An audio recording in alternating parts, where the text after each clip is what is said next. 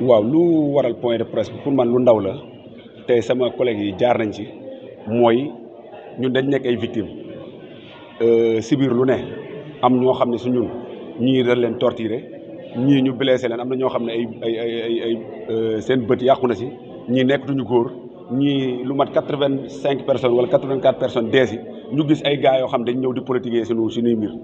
ñu bëgg leen wax ni ñun yónni wuñ kenn mënul wax suñuy tur ndax ñun deewuñu ñii dee am na ñu leen toog am na ñu organiser ñu leen mën a waxal lu ñu métti ak lu ñu bëgg ñun ñu ngi koy wax quoi ñu ngi koy wax te état mu ngi ñuy dégg su nekkee loi amnistie boobu moo tax ñuy wax ñoom placé wuñu pour waxal pour wax si loi amnistie bi parce que bu sénégalais yi di jóg di jàkkaarloo Firawna Sall ñoom gisuñu leen woon sénégalais yi combat bi Diomaye ak Sonko dañ leen ne na seen xel dal parce que nekkul benn mouvement wala benn njiit religieux wala keneen moo ñëw taxaw ci kanam pour xeex bi sénégalais yi jeunesse bi ñoo jóg ak suñuy yaay yi ak suñuy mbokk yi ñoo jóg taxaw def bouclier taxaw jàmmarloo Macky Sall ba mu jóge fi te sénégalais yooyu ñu ngi fi ba léegi lu ñuy wax ci loi amnistie bi ñun comprendre nañ état bi inquiétude yu mu am ndax tey loi amnistie bi tey suñ ko interprété wul ñu ñëw dindi ko pour man chamboulement day am te crise dina am ci dëkk bi te ñun fa la ñu woon président Diomaye pour mu nekk ci crise dañ ko fal dooleel ko pour mu defar Sénégal te ñun gis nañu ñoom ñu ngi ci voie boobu noonu ci voie de développement boobu noonu mu ñu woon ñun ñu ngi ciy gis suñu bopp parce que ñun jeunesse bi gis nañ ni ñëpp xam nañ ni Sénégal amul woon modèle économique te tey jii ku jóg xam ni Sénégal tey ku jóg jeunesse bi ñëpp ñu ngi delluwaat ci tool yi di bay ñëpp ñu ngi jéem a teg ay projet ñu ci amuloon ay projet ñu ngi teg ay projet état bi di leen financer ñun victimes yi nag fu ñu jaar bëri na yaatu na fu ñu jaar gudd na yoon bi sori woon na mais gis nañ ni état bi mu ngi ñuy bàyyi xel te ñun laaj ñu leen dara suñu àq ak suñu yelleef parce que ñii ngay gis fii nii am na ay opérateur économique am na ay chef d'entreprise am na ay commerçant am na ay étudiant ñoo xam ne tey seen jàng dafa yàqu mun naa fi wax ku doon wax léegi lu mel ni RDV Malak moom étudiant la buñ ko jàppee tëj ko lu mat 1 an ci kaso bi bàyyi ko am na lu bëri lu mu yàqule am na ñoo xam ne tamit loi amnistie bi comme ni ñu ko waxee woon concerné wu leen avant la loi amnistie bi majeure partie ñu nekk fii ñii du def nañ 6 mois ñu ci gën a ndaw ñeneen ñi def nañ 1 an te majeure partie lu leen jàppee mooy manifestation non autorisée trouble à l'ordre public loolu xam nañ ni Macky Sall moo am lu mu ci laxas am lu mu ci dugal rek mais loolu nekkul woon délit Sénégal taxaw jàkkaarloog sa état ne ko man lii nga bëgg a def d'accordum si loolu du délit du crime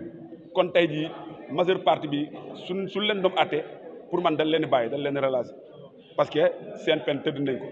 moins de 3 mois moins de 2 mois am na ñoo xam ne sax waruñu leen woon jàpp dañ leen war a indemniser kon tey ñun loolu la ñuy xaar état bi mu ñëw ñu jàpp band yi ak sàcc yi ñoo xam ne ñoo dem rey sénégalais yi ñoo xam ne ñoo dem torturer sénégalais yi loolu noonu dañ bëgg ñu dem torturer sénégalais ñu ngi leen di gis ñun xam nañ leen suñu leen wooyee mun nañ témoin ñu nekkoon ci commissariat bi duñ torturer diñuy jàpp di ñu teg yenn ñun xam nañ leen suñu wooyee ñun pare nañ pour témoin di wax tam état bi na xelam dal te xam ne ñun bouclier bu ñu nekkoon démb ak barki démb tey lañ ko gën a nekk loolu lañ am pour wax ko pour rassurer suñu état bi rassurer sénégalais yëpp ñun tey lañ gën a taxaw pour jàppale état bi yaa ngi ko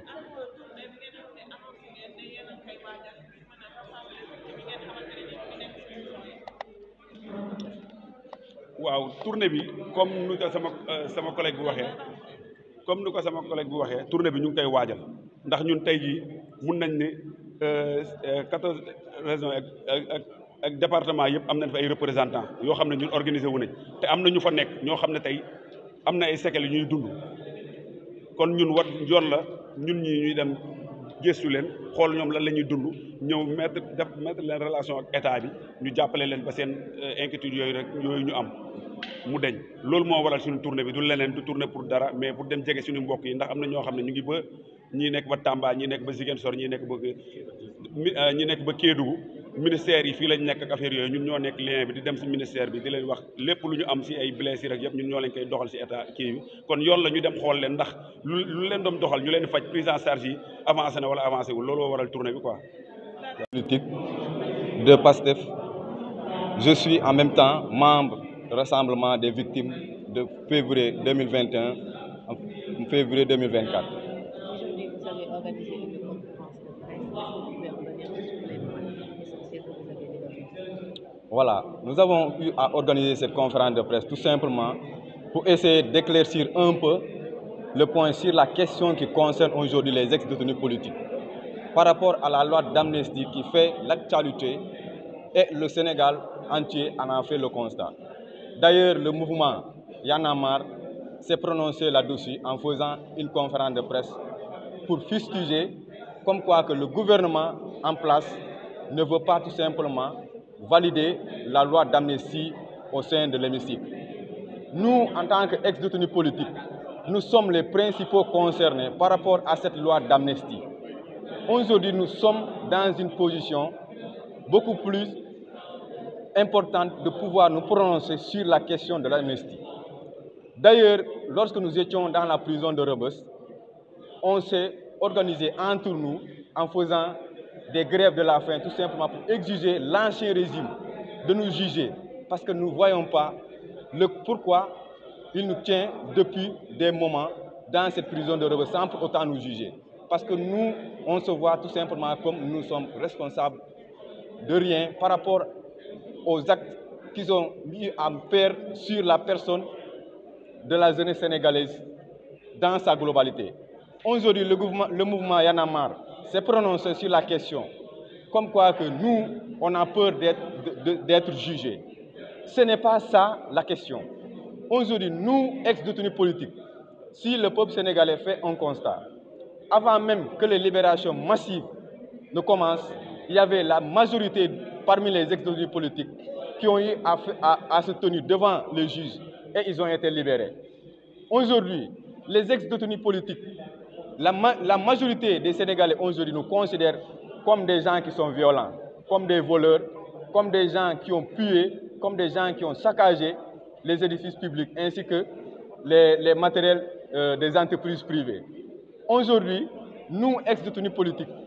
nous sommes loin de là. En tant que membres du mouvement Rassemblement des victimes, RVP, nous lançons un appel que cette loi d'amnistie concerne entièrement nous, les ex-détenus politiques. Et nous tenons aussi à rassembler le président Bassirou Diomaye Faye ainsi que son premier ministre. Que nous, on est confiants. Si toutefois, il préconise nous voir devant le juge, on est persuadé que si toutefois on se présente devant le juge,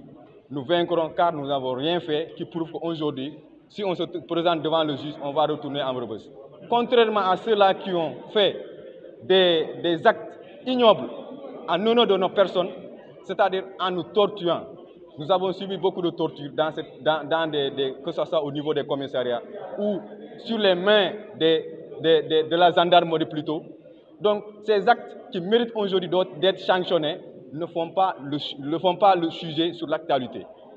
Aujourd'hui, le mouvement Y en a marre, si nous revenons un peu en arrière, le mouvement Y en a marre avait contribué sur le départ du président Abdoulaye Wade.